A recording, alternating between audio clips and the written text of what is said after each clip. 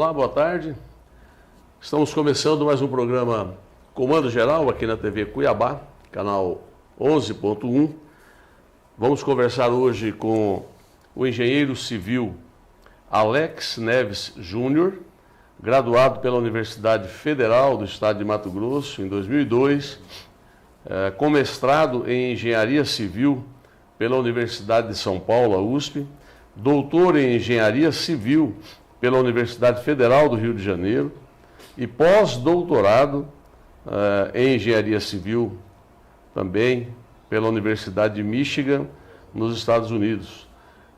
Várias dessas teses aí de doutorado, pós-doutorado, mestrado, enfim, envolve muita questão de estrutura, se não me falha a memória, né, que é professor da Universidade Federal do Estado de Mato Grosso, compõe a Chapa 4, que concorre agora às eleições para a reitoria da Universidade Federal como vice-presidente, né, da doutora Ira Maia, que já esteve aqui conosco, ele como candidato agora a vice-reitor, né, na chapa com a doutora Ira Maia. O currículo do doutor Alex ele é muito extenso. Durante a entrevista a gente vai citando algumas outras funções, algumas outras atividades que ele tenha desenvolvido, mas o que nos trouxe a bater esse papo, a ter essa entrevista de interesse da sociedade, é o que trata especificamente do biocarvão, do chamada biochar, né, que é a transformação de matéria orgânica, não domina o assunto, ele vai nos explicar isso, né, a transformação de matéria orgânica por aquecimento, né, e me parece que é algo inovador, algo que chega para ficar, mais ou menos nesse sentido. Seja muito bem-vindo, doutor Alex Neves Júnior. Obrigado, doutor Éder, pela oportunidade de estar aqui presente para falar com a comunidade mato-grossense, para a Baixada Cuiabana, para a nossa cidade e falar um pouco de meio ambiente, sustentabilidade e como o estado de Mato Grosso pode ser pioneiro numa das grandes frentes de pesquisa que hoje está em voga no mundo. Doutor Alex, vamos iniciar para que todos entendam, inclusive para mim foi um termo não muito comum, né? A gente tem algumas graduações, mas confesso que é algo assim que não é tão comum, né? Pelo menos na onde a gente circula. Então, o que é a biochar? B-I-O-C-H-A-R. O que é biochar? Perfeito. Biochar é uma palavra em inglês para o termo biocarvão. Bio de biomassa e char de charcoal, que seria carvão.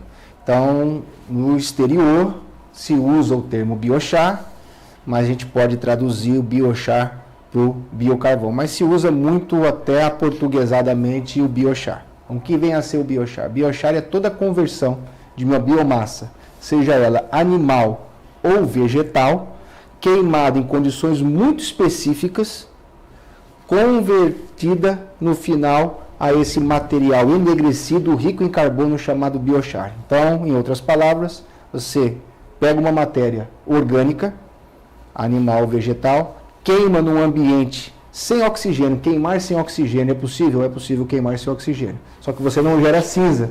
Quando você queima sem oxigênio, você gera o carvão, porque aí o carbono fica retido dentro do material. E essa é a diferença do biocarvão. É um material retido, o carvão, na verdade, retido, o carbono retido dentro da estrutura. Quando o senhor colocou condições específicas, né, aquecido ou queimado em condições específicas, o que quer dizer exatamente isso? Queimar sem oxigênio em reatores específicos, em que você, ao retirar o oxigênio, não produz cinza e mantém o carbono que iria para a atmosfera na forma de gás carbônico retido no material. Por isso que ele é um sequestrador de carbono. Então, hoje em dia, falando sobre as questões em voga do aquecimento do global e como mitigar o aquecimento global, o biochar ele vem como uma alternativa de matéria-prima para ser usada em várias indústrias com um adendo positivo. Você, para produzir, não agride o meio ambiente. Esse aquecimento, nesse ponto aí especificamente, é a chamada pirólise? Exatamente. O nome, o termo específico para isso na academia é chamado de pirólise. Então, você pode fazer a combustão, que é o que a gente faz, coloca e queima a céu aberto. Aí você vai eliminar uma série de gases nocivos. Ou você faz isso de uma maneira termoquimicamente chamada de pirólise. Então, a pirólise é o termo científico para você queimar algo sem oxigênio. Este material, para originar o biochar, vamos dizer assim, ele é encontrado em qualquer ambiente da natureza. Essa prática pode ser adotada numa indústria, pode ser adotada numa empresa normal, pode ser adotada lá no campo, lá na agropecuária, na pecuária extensiva, intensiva, enfim. Há um nicho específico para poder operar a questão do biochar? Não, é pelo contrário, justamente todas essas aplicações e setores da agroindústria que você acabou de apontar, todas elas têm o potencial de absorver a tecnologia do biochar. Por quê? Porque todas elas produzem resíduos de origem de biomassa. Então, seja no gado, seja nas plantações, você tem ali uma grande geração de resíduos orgânicos, e esses resíduos orgânicos, apesar de já terem destinações interessantes no mercado, o biochar é um novo atrativo do ponto de vista de mitigar o aquecimento global. Esta é a grande diferença do biochar, é conhecer a potencialidade que as biomassas têm, não só de gerar riqueza, mas gerar créditos de carbono, porque se ele retém carbono, ele gera crédito de carbono, é mais uma riqueza. Tá, para clarear mais um pouco, como é feita essa coleta? Certo. Ela é específica para cada tipo de material, enfim, para onde levar? Ou se instala esse aquecimento, essa transformação na própria unidade onde já se produz? Como é isso? Bom, pensando no grande, o grande ele pode montar usinas de biomassa que já existem no mundo, tá? Essas usinas de biomassa já existem no mundo. Então, todo o resíduo agrícola, ele pode ser destinado para uma usina, e essa usina fazer o processamento pirolítico dessa biomassa. Esse é o primeiro ponto. Então, estou falando aqui de algodão, soja, milho, quaisquer outras culturas que tenham escala. Então, precisa ter escala. Então, o primeiro ponto do uso do biochar em quesito industrial, como manufatura, como matéria-prima, é ter escalabilidade. Então, o grande produtor ele já gera uma grande quantidade de resíduos naturalmente. Então, você pode pensar no setor de produção de biochar dentro das grandes empresas do agronegócio, gerando uma usina que processe esses restos orgânicos das plantações. Ponto. O pequeno também pode. E esse é o grande desafio que hoje a universidade tem em produzir conhecimento, é criar os reatores que possam ser subsidiados, porque o pequeno também produz resíduos. Ou por cooperativa. Ou por cooperativa, onde você pode então fazer com que o ativo social seja utilizado na produção do próprio resíduo para gerar riqueza, que é isso que a universidade hoje precisa fazer. E o mundo faz já também, né? Eu tenho uma dúvida. Quando a gente fala vamos focar no agronegócio, né? Ótimo. Que é onde nós estamos aqui, berço do agronegócio, 70 e qualquer coisa por cento da economia girando em torno disso, enfim. Quando eu faço essa coleta desse material, eu estou falando como leigo, tá? Por favor. E quem está nos assistindo, muitos também, com certeza, deve ter essa dúvida. Como eu vou colher esse material orgânico lá? Vamos supor, algodão, soja, milho, enfim. Como você fazer essa coleta? Esse material orgânico, normalmente ele iria para onde se ele não fosse para o biochar? Ele hoje é utilizado, por exemplo, como ração animal. Ele pode ser utilizado como bioenergia, por exemplo, em caldeiras. Então você tem lá palha de arroz, tem um elevado poder energético. Então você move caldeiras, você vende, por exemplo, para olarias, para justamente produzir calor, gerando cinza para as atividades industriais. Só que esse tipo de produção de calor, ele gera cinza e gera gases nocivos ao próprio aquecimento global.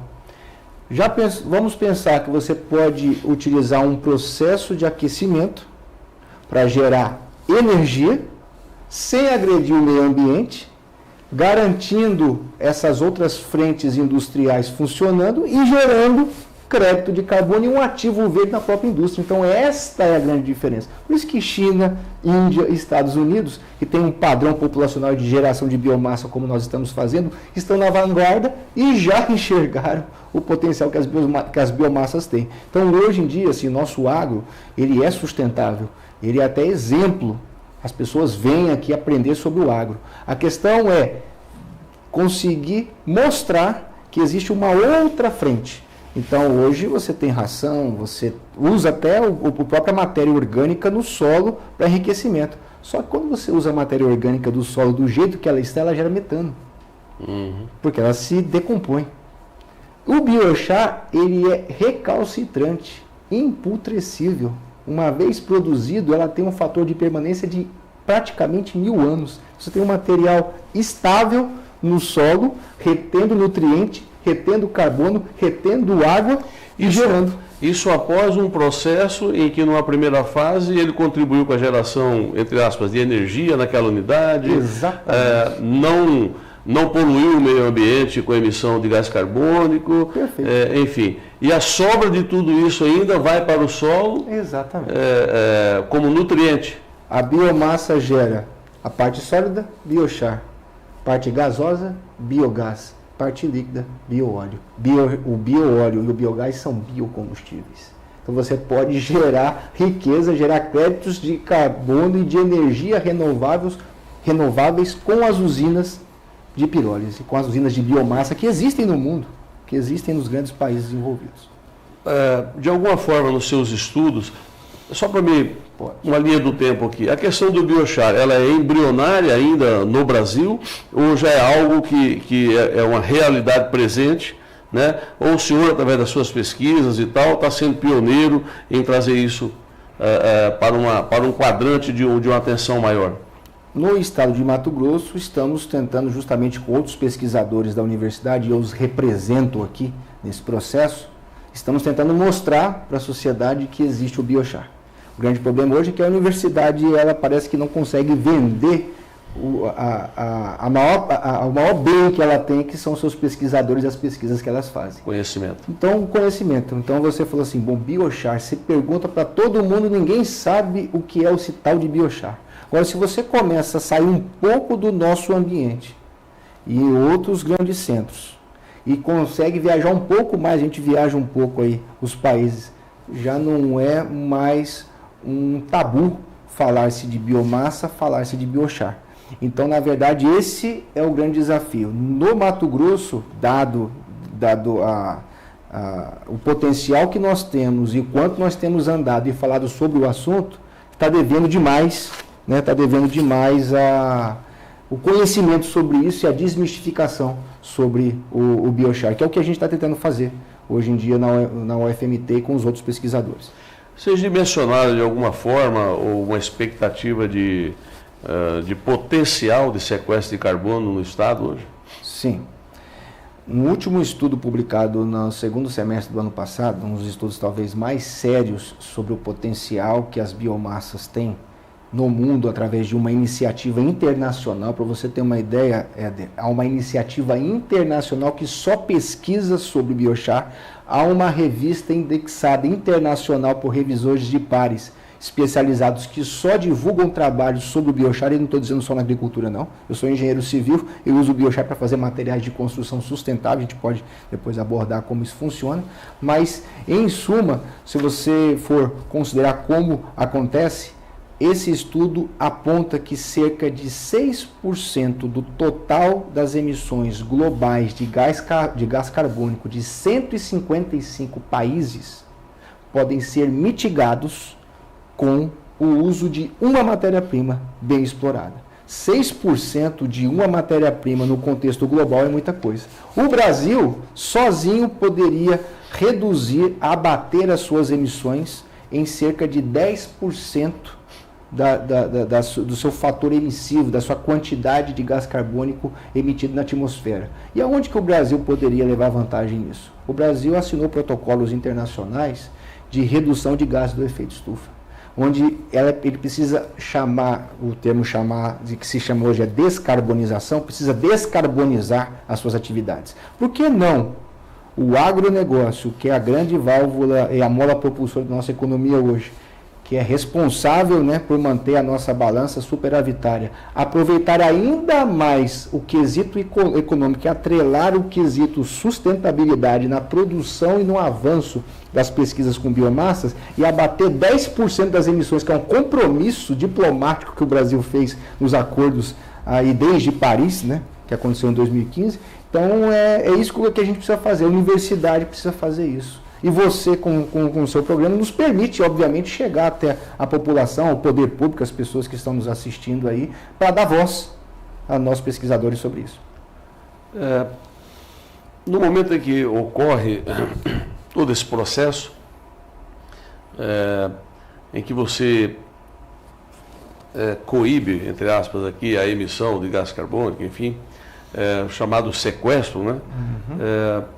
É possível se criar uma carteira comercial em cima disso? Ou seja, é possível negociar isso no mercado internacional ou no mercado interno?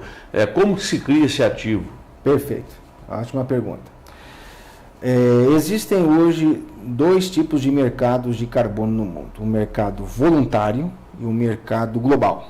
O mercado global ela funciona em algumas jurisdições internacionais, mas são mercados fechados. Então você tem na Califórnia, você tem um bem consolidado na União Europeia, onde na verdade são os países ou estados que jurisdicionam um mercado de crédito de carbono. Isso existe. E existem os mercados voluntários. Esses mercados voluntários são aqueles negociados entre empresas, que é o que precisaria ter mais capilaridade, que é o que tentou se avançar na COP, na última COP, e não foi para frente. Que esse ficou a ser resolvido na próxima COP, que é como integrar o mercado global com o mercado voluntário. Pois bem, como acontece?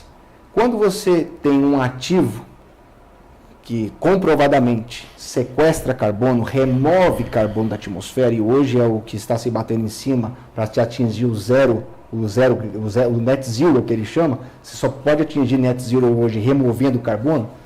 O IPCC adotou entre as suas tecnologias de remoção de carbono o biochar. Quando você tem um protocolo que comprova a remoção de carbono, você gera crédito. Como se gera crédito?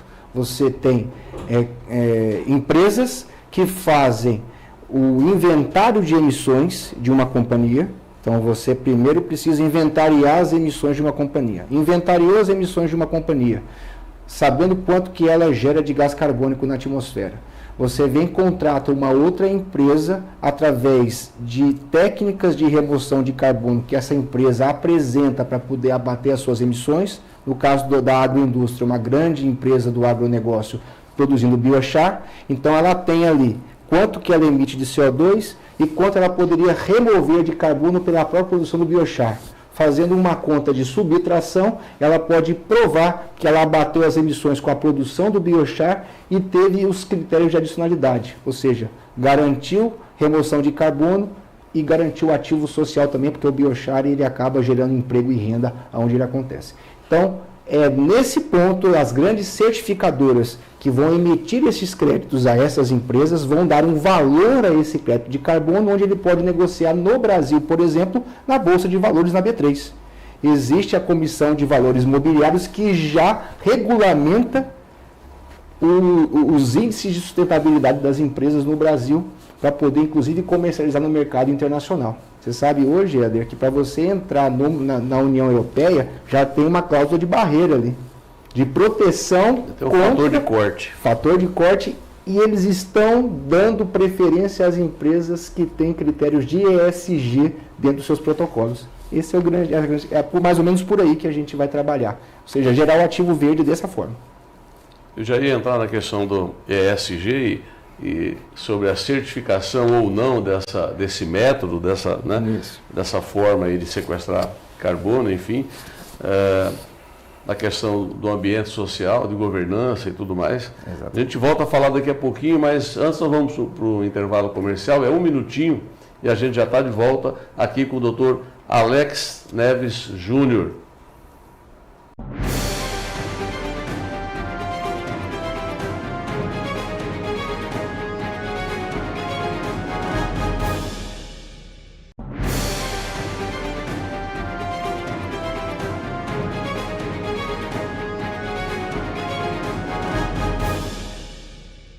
De volta com o doutor Alex Neves Júnior, engenheiro civil, doutor em engenharia civil, pós-doutor em engenharia civil, nos dando uma aula aqui hoje sobre a questão do biochar, né? Do biocarvão. E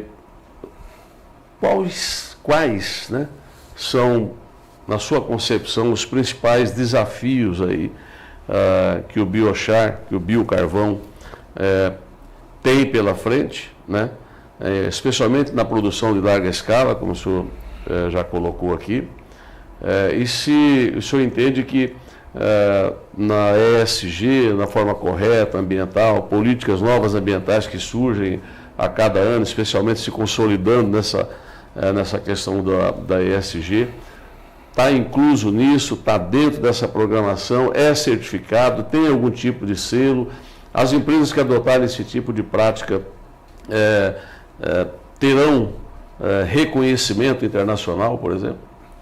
Sim, são várias perguntas, eu vou tentar resumi-las como um acadêmico que é, porque professor é assim. Como professor é assim, os alunos nos abordam, professor, responda, por favor. O biochar tem duas características interessantes no mercado internacional. Ele tem critérios de adicionalidade e de integralidade. O que significa isso? É um material que o mundo e a ciência já reconhece como um removedor natural de carbono. Ponto. Tem muitas tecnologias que não são reconhecidas. O IPCC, desde 2018, já diz: o biochar é uma das matérias-primas para se remover carbono da atmosfera. Para nós chegarmos no zero líquido, que são as metas que estão sendo implementadas no mundo, só se conseguirá, cientificamente falando, além das companhias reduzirem as suas emissões, adotarem remoção de carbono. Uma coisa é você reduzir a emissão, outra coisa é você tirar da atmosfera. E o biochar retira da atmosfera. Pois bem, tem valor econômico? Demais. No Brasil, o grande empecilho é o valor do crédito gerado, ainda que é muito baixo, o que não estimula as empresas a poderem adotar técnicas de remoção de carbono, porque o crédito é muito barato e o investimento econômico é muito alto ainda. Então a gente precisa ter o pé no chão de que as tecnologias ainda precisam ser escaláveis a ponto de reduzirem o valor de implantação. Ou terem um subsídio, né? Ou terem um subsídio, exatamente isso. Mas hoje ele é uma tecnologia clara, sim. Só que os benefícios são, obviamente, comprovados. Por quê? As certificadoras internacionais, e a principal delas é a Verra, já tem um protocolo de emissão de créditos em várias empresas no mundo afora sobre remoção de crédito de carbono em biochar. O que é isso, professor? Essas empresas já têm uma metodologia para pegar o biochar seu, quantificar e dizer, ó, retira tantos quilos de CO2 da atmosfera a cada X toneladas produzidas, ou X toneladas são removidas a cada X toneladas. Então já é uma metodologia consagrada. Pois bem, se é uma tecnologia consagrada, falta escalabilidade e o outro problema, o transporte. Não sei se você sabe, os telespectadores, o grande problema hoje é o transporte. Quando você retira a biomassa e transporta ela para uma usina, você está queimando combustível fóssil. Então, o balanço de emissões ali, você pode perder a compensação que esse processo dá. Além de você, nas usinas de biomassa, ter que usar uma energia de fundo verde para poder compensar também. Então, o que eu advogo? As usinas de biomassa têm que ser geridas, vamos dizer assim, funcionarem através de fontes renováveis. Solar, né, fotovoltaica ou eólica. Ponto. E aí você produz o calor que a pirólise precisa, você não vai você pode até no máximo até 500 graus Celsius já tem material disponível, e aí você cria o biochar, o bioóleo, o biocombustível. E aí você, ou seja, rodar eficiente energeticamente o processo. Eu coloco então transporte, escalabilidade e escolher as matérias-primas adequadas. O pessoal vai pensar assim, qualquer coisa então que é lixo orgânico pode virar biochar. Não é bem assim. O lixo urbano, por exemplo, o doméstico, poderia virar biochar. Mas por que ele não vira biochar? Porque a gente não tem a cultura de fazer essa irrigação correta. A gente pega tudo, mistura plástico com material orgânico e joga nos aterros sanitários. Então é um input de energia a mais que acaba encarecendo o processo, você gasta mais gás carbônico. Então são esses os desafios que eu coloco: o transporte, preço do crédito de carbono e a escolha das culturas que tenham escalabilidade para isso, para a gente poder criar matérias-primas em quantidade suficiente para atender as necessidades da população. O engenheiro Edmilson Sá, perito, nosso amigo, já esteve aqui conosco também, está te mandando aí um grande abraço. Está dizendo aqui, doutor Alex é o melhor nessa área. Muito bem. Nesse contexto todo, doutor Alex, a Embrapa, de alguma forma, está de olho nisso também, nessas práticas, talvez por entender que é algo que vai de encontro ao anseio aí do agronegócio, obviamente que avaliando as questões de custo e tudo mais, mas nessas pesquisas, enfim, a Embrapa tem participado ou está alheia a isso? Sabe, Éder, o ano passado eu participei de uma audiência pública na Assembleia Legislativa, onde várias categorias dos pequenos produtores, que são os que de fato são responsáveis pela nossa alimentação, né? Você sabe que a gente vai no mercado, o que a gente compra para comer vem majoritariamente do pequeno familiar. Produtor. É desse pessoal sofrido mesmo. E lá, participando dessa audiência pública, eu pude perceber como eles poderiam gerar riquezas e subsídios para si próprios do ponto de vista econômico se o conhecimento pudesse chegar até eles. E a gente vê que há uma dissonância muito grande entre os órgãos públicos, a universidade, em apresentar os autores nesse processo. Eu tive a oportunidade, está até nas minhas redes sociais, eu tive uma palavrinha rápida, foi me concedido falar. E depois que eu falei que é possível a gente gerar riqueza através do pequeno produtor, do resíduo que ele gera, vários vieram me procurar. Falaram: professor, a gente tem que fazer parceria com vocês, a universidade precisa ensinar a gente como fazer. Então, eu não sei, obviamente, como estão essas costuras, né, nível de governo, universidade, mas o que nós temos percebido, e eu como professor há 15 anos da UFMT, é que a gente perdeu muito esse senso de servir o público. Eu penso que o conhecimento é uma dádiva que nos é dada, que poucos têm acesso, infelizmente, no mundo, e que a única forma que você tem para devolver tanto conhecimento, o senhor leu o nosso currículo aí, sempre foi a escola pública que me deu isso. A CAPES, CNPq, as bolsas, as instituições, inclusive em Michigan é pública também, tive até sorte de ir para uma universidade que é pública no modelo americano de ser. E a única forma que a gente tem que devolver é servindo. E aí, quando você diz isso, a universidade tem que ir lá, então participar dessas audiências, dizer: a gente sabe fazer, a gente tem como fazer, e ela me procurar. Como gerar do lixo riqueza? É o fator ESG, para tentar responder a tua pergunta, porque o Biochar tem um critério tão interessante no contexto global, eu estou falando do mundo, tá? Que reconhece o Biochar, é que ele traz benefícios não só ambientais, econômicos e sociais. Sociais porque você gera riqueza. Você pode, o grande produtor, ele pode gerar o biochar para ser o biofertilizante dele. Passamos por uma guerra, né? Tivemos uma crise de fertilizantes. O biochar é um biofertilizante natural do solo. E o pequeno, será que ele não pode gerar crédito para vender, para ganhar recursos com isso e utilizar também como biofertilizante na sua própria produção? Veja só o que a gente tem nas mãos. Por isso que eu tenho falado, nos meios de comunicação, Mato Grosso hoje está perdendo a oportunidade de ser o player nesse processo. Não sei se você sabe, o Acre, na última COP, assinou um termo onde ele praticamente colocou o estado do Acre como uma jurisdição de geradora de créditos de carbono com florestas em pé. Primeiro estado brasileiro a assinar um acordo desse internacional na última COP que tivemos em Dubai, onde praticamente o território acreano todinho vai gerar não sei quantos milhões de créditos de carbono de floresta em pé nos próximos 10 anos. Piauí está vindo com 2 fábricas de hidrogênio verde. Duas das maiores plantas de hidrogênio verde do mundo serão instaladas no Piauí. Quer dizer, Mato Grosso tem território, tem 3 biomas, é o maior produtor de grãos do Brasil, tem a maior rebanho bovino, você sabe que o esterco do boi também gera biochar. Aí eu vou fazer um adendo aqui. Nós sabemos que pelo processo de gestão Vamos colocar aí bovino, né, do ruminante, bovino. E nós temos aí 35 milhões de cabeças de gado do estado, o maior rebanho do país. Há uma emissão incomensurável de gás metano, né, nessa situação. E o senhor acabou de colocar que o esterco também é uma biomassa que pode ser transformada no biocarvão. Exatamente. Não é isso? Exatamente.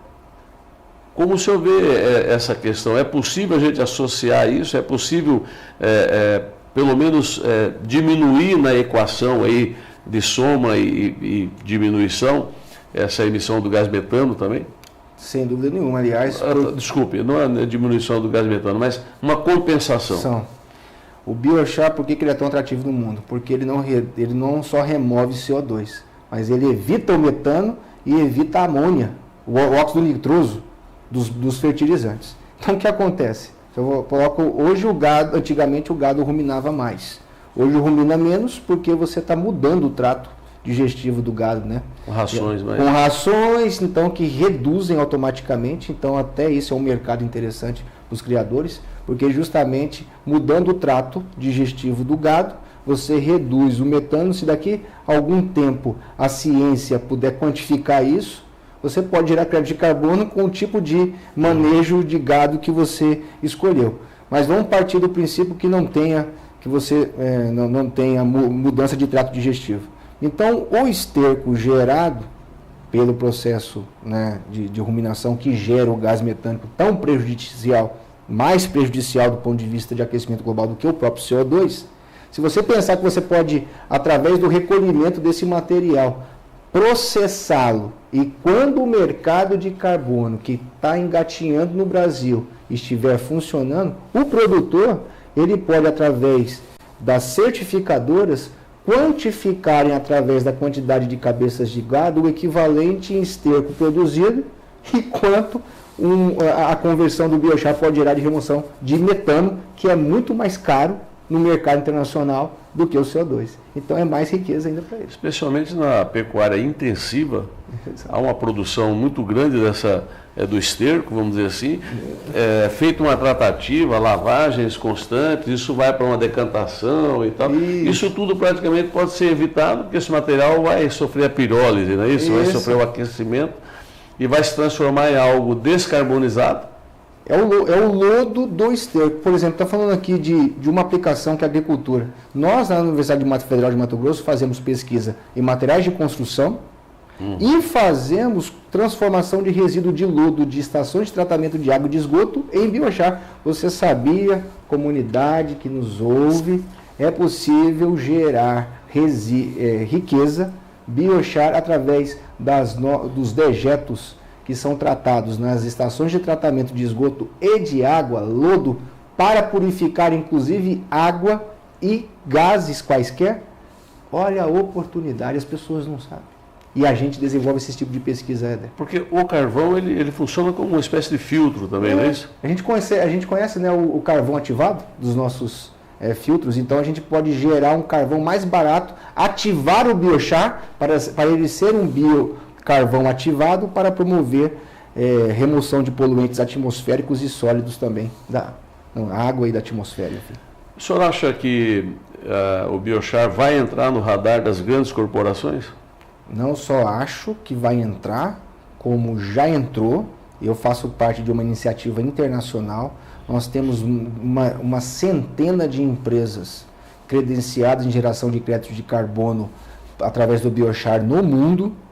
Nós temos principalmente no norte da Europa, China, Índia, usinas nos Estados Unidos que já geram créditos e já comercializam esses créditos. No Brasil, a gente teve o apoio da Amperan em pesquisas com biochar para a fabricação de materiais de construção sustentáveis, em que ela é a primeira empresa nacional que já certificou e tem um valor de crédito de carbono gerado pelo seu biochar no mercado internacional. Empresas compraram crédito da Amperan, que é uma subsidiária internacional aqui no Brasil, no valor de 150 euros, o valor da tonelada aí do crédito de carbono, 150 euros a tonelada do CO2 equivalente, removido através das suas atividades. Ou seja, o mundo já conhece, uma dezena de milhares de empresas já fazem, e a gente que precisa entrar nesse caminho aí. Quanto mais escala, melhor. É assim que foi a tecnologia, né? A história da tecnologia é assim. Hoje é caro, antigamente tudo era muito mais difícil. O computador, quando surgiu, era caríssimo. Eu lembro que eu tive que comprar um computador subsidiado pelo banco. Hoje não, hoje você vai em qualquer lugar, compra um computador barato, celular barato. Então tudo aquilo que tem escala, com o tempo a economia absorve e a gente caminha para a prosperidade.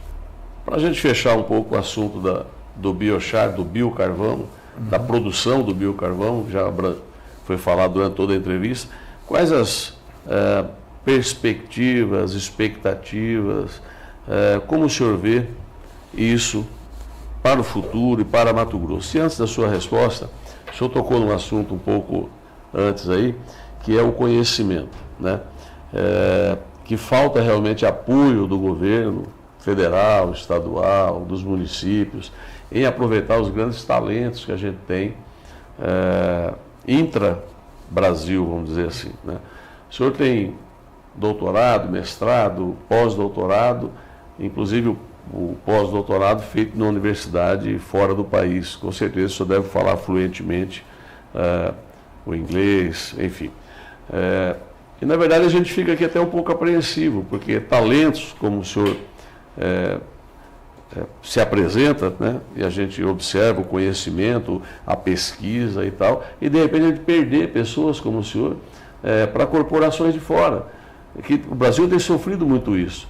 Nós produzimos nossos gênios aqui em vários setores, em várias áreas do conhecimento, e acabamos, são abduzidos, né? Pelos Estados Unidos, pela China, por países que querem a busca desse conhecimento, enquanto a gente não valoriza aqui. Fazer só essa observação que me ocorreu. Mas quais são as expectativas, o que o senhor acha que o biochar tem pela frente para poder se tornar uma política perene, constante e que chegou para ficar? Primeiro, desmistificá-lo, né? Então a gente começa em programas como o seu, que nos permite apresentar. Quem conhece o professor Alex? Quem conhece o biochar? Quem conhece o que a UFMT faz hoje? Como eu, temos destemidos e grandes pesquisadores naquela universidade. Então, eu estou falando aqui, Éder, em nome de uma instituição inteira. Queria deixar isso até claro, né? Vários colegas estão assistindo, sou do Departamento de Engenharia Civil. E estou falando em nome da UFMT, de pesquisadores que colocam a mão no próprio bolso para manter os laboratórios, às vezes, funcionando. Às vezes são essas coisas que às vezes nos desanimam, mas a gente tem tanta paixão pelo que a gente faz, a gente acredita tanto no que a gente faz, que a gente, apesar de todos os obstáculos, a gente continua. Então eu visualizo primeiro a necessidade de desmistificarmos o que vem a ser o biochar. Precisamos muito, não é possível a gente pensar em remover carbono, seja pelo biochar ou por outras técnicas, se o poder público, os detentores do dinheiro, investirem nisso. Qualquer país hoje que conseguiu se desenvolver é porque acreditaram na ciência. Então é necessário colocar dinheiro nesse negócio. E colocar dinheiro nesse negócio é o governo do estado, o governo federal, o governo municipal e todos aqueles que detêm o poder no legislativo, no executivo, puderem abraçar essa causa e possibilitar, através de investimento econômico em pesquisa, porque o biochar, como eu disse e volto a repetir, não é simplesmente pegar qualquer porcaria no chão, orgânico, e queimar e vai sair o biochar. O biochar é um material que precisa de pesquisa. Existem variáveis de queima, tempo de queima, qualidade, eficiência energética e térmica dos reatores, para você ter um material adequado para aplicação. É como você chegar para mim, professor, eu preciso criar um biochar para mim colocar na minha lavoura. Eu vou perguntar para você, Éder, o que você planta? Eu planto soja. Da soja que você recebe, não é a mesma soja que é produzida no Mato Grosso, não vai ser a mesma do Rio Grande do Sul, condições atmosféricas de temperatura são diferentes, e logo o resultado final disso é de pesquisa. Então é pesquisa, é dinheiro e é a iniciativa privada e pública poderem acreditar em pessoas como a gente que querem o melhor para o planeta. É assim que a gente vai conseguir sair.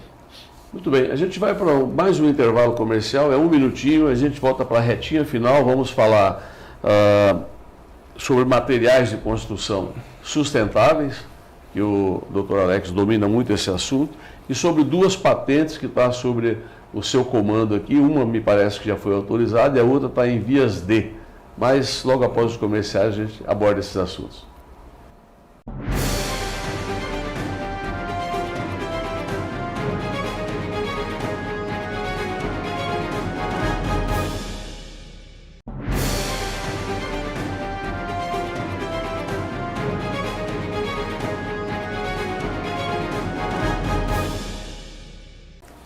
De volta aqui nos nossos comerciais, conversando com o Dr. Alex Neves Júnior, doutor e pós-doutor em Engenharia Civil pela Universidade Federal do Estado de Mato Grosso, Universidade de Michigan, nos Estados Unidos, Universidade de São Paulo, Universidade do Rio de Janeiro. O que não falta é um bom currículo para o nosso convidado de hoje. Às vezes, numa entrevista dessa, a gente tem que tomar um certo cuidado para saber formular uma pergunta, né, que não seja algo inocente do ponto de vista do conhecimento que o convidado tem, né? A gente procurou e está procurando aqui ao máximo extrair dele o conhecimento que ele tem, especialmente em relação ao biochar, que é o biocarvão, essa forma de sustentabilidade ambiental que pode ser adotada pelas grandes corporações, pelo agronegócio brasileiro. Esse programa aqui ele é histórico, né? Futuramente ele vai saber o porquê que ele é histórico, quando isso ganhar escala, ganhar abrangência, ganhar certificação, enfim, a gente vai lembrar desse programa aqui. Poxa, eu vi essa história sendo divulgada lá no programa Comando Geral, com o Éder Moraes, na TV Cuiabá, enfim. Eu disse no bloco anterior, doutor Alex, que o senhor tinha 2 patentes, pelo que eu vi lá no seu currículo. Eu não falei aqui nem 10% do currículo do Dr. Alex, porque senão a gente ia ficar aqui o programa inteiro lendo as premiações. Ele pode até falar disso, fica à vontade. Mas especificamente essa questão das 2 patentes, o que é isso? Ótimo. Há 10 anos atrás eu terminei meu doutorado. Eu nunca tomei uma decisão tão certa na minha vida, que foi ter continuado a estudar. Fazer meu doutoramento na Federal do Rio de Janeiro com 2 excelentes e renomados pesquisadores. Essa tese de doutorado que me deu o prêmio Vale Caps de melhor tese de doutorado do Brasil no ano de 2014, que me rendeu o pós-doutorado nos Estados Unidos, rendeu também, além das publicações, 8, 9 publicações em revistas indexadas, o pedido de 2 patentes. Foram protocoladas lá em 2014. E 2 dessas patentes, assim, em suma, o objetivo era criar uma metodologia para monitoramento de reações de materiais. Eu sou engenheiro civil, então o cimento, a gente pensa engenheiro civil e cimento tem tudo a ver. E tem mesmo, porque o cimento, depois da água, é o material mais utilizado pelo homem. E o cimento responde por 8% do total de emissões de gás carbônico no mundo. Por isso que as cimenteiras hoje precisam dar sua contribuição em descarbonizar as suas atividades. A minha tese foi baseada na remoção de carbono da atmosfera de indústrias cimenteiras através de fenômenos químicos chamados de carbonatação. E durante o meu doutoramento eu desenvolvi junto com os meus orientadores uma técnica para mensurar a captura de carbono através de efeitos térmicos. Nenhum equipamento fazia isso na época, então a gente desenvolveu provamos que não existia um equipamento que mensurava isso, e isso nos deu, depois desses quase 9 anos de tramitação, uma patente concedida pelo INPI, e a outra, me parece que vai dar tudo certo. Uma é sobre cimentos verdes à base de resíduos de telha cerâmica, ou seja, sempre reduzindo a pegada de carbono da indústria cimenteira. Essa é a nossa pesquisa. Se na iniciativa privada alguém despertar o interesse para ser um investidor, para se aproximar do Dr. Alex, como ele deve fazer? Bom, agora todo professor, pesquisador precisa ser um pouco de youtuber, então nós temos os nossos canais de comunicação, Instagram. Vamos lançar um canal chamado Descarbonize, que o objetivo é despertar a importância do ser humano descarbonizar as suas atividades. Então nós temos um departamento de engenharia civil aberto à comunidade acadêmica, temos nossos canais Instagram, Facebook e até TikTok. Eu comecei e vamos ter logo um canal para discutir. Qual o endereço no Instagram? O Instagram é Alex Neves JR. Alex Neves JR. Alex Neves Júnior. No Instagram. Então vocês já vão, no TikTok também é o meu nome. E nós temos as páginas do Departamento de Engenharia Civil. Hoje estou como chefe do departamento, né, da nossa honrosa UFMT. E logo vamos ter um canal aí para falar sobre descarbonização. Talvez até no modelo podcast chamar aí o Éder para conversar também conosco. Lá vai ser bom. Dessa vez eu como entrevistador, né, nesse processo. Muito obrigado. Já está aceito o convite e vou devolver com outro convite. Nós vamos iniciar em breve aí um programa lá na Mix FM 93.3, das 7 às 8 da manhã, o horário que as pessoas estão se deslocando aí para o trabalho, querem informação de qualidade, querem começar o dia bem informado, enfim, nós vamos estar por lá. E assim que isso começar, já deixo o convite para a gente replicar essa entrevista aqui novamente lá. Sem dúvida. Agora o senhor tem aí 3 minutinhos para defender a Abrace, a sua chapa número 4, cuja candidata a reitora é a doutora Ira Maia, e você, doutor Alex Júnior, como vice-reitor, faça a defesa para aqueles que têm a oportunidade de votar, né, e para a comunidade que tem expectativa de ver uma boa gestão na Universidade Federal. Bom, primeiramente, eu assisti toda a entrevista da reitora Ira Maia, e ela foi muito feliz em todas as colocações e respostas que ela deu. A chapa Abrace UFMT, ela nasce da união da física e da engenharia civil. A única chapa composta por 2 ex-alunos. Nós nascemos naquela instituição, frequentamos aquela instituição. E o que nos diferencia das demais é, primeiro, o surgimento dela, a vontade que 2 ex-alunos têm de voltar. O professor Gabriel Novis Neves escreve uma coluna diária, e uma delas sobre a eleição, ele foi bem categórico e deu nome e CPF. Devolvam ao FMT a seus 2 filhos. Ela precisa. Então a Universidade, a chapa Abrace tem esse propósito de desenvolver uma agenda de trabalho. Nós não queremos fazer política, não temos plano de governo. Lá não é plano de governo, lá é trabalho, lá é serviço. Universidade é serviço.